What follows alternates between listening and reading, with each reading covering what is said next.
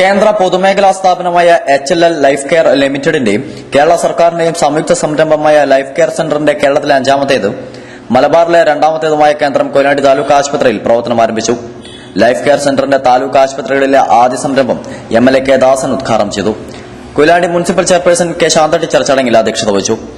രോഗികൾക്ക് ഉപകാരപ്രദമാകുന്ന മരുന്നും അതുപോലെ തന്നെ കണ്ണടകളും അതുപോലെ ഓപ്പറേഷൻ ആവശ്യമായ ഉപകരണങ്ങളുമൊക്കെ CT സ്കാനും അൾട്രാസൗണ്ട് സ്കാനിംഗ് ഉൾപ്പെടെയുള്ള സൗകര്യങ്ങൾ ഒരുക്കാൻ വേണ്ടിയിട്ടാണ് തീരുമാനിച്ചിട്ടുള്ളത്.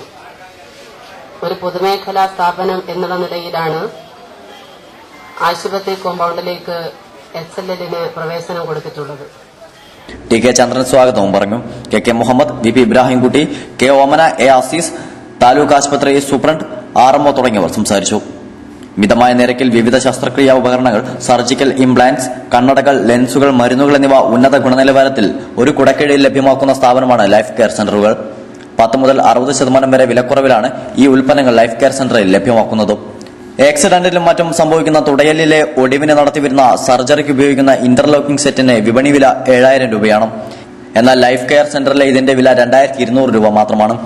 അതുപോലെ തന്നെ ബൈപോളർ സർജറിക്കും മറ്റും ഉപയോഗിക്കുന്ന AMP ഇംപ്ലാന്റിന്റെ വിപണി വില 4000 രൂപയായിരിക്കുമ്പോൾ ലൈഫ് കെയർ സെന്ററിൽ ഇത് ലഭ്യമാക്കുന്നത് 1700 രൂപയ്ക്കാണ്.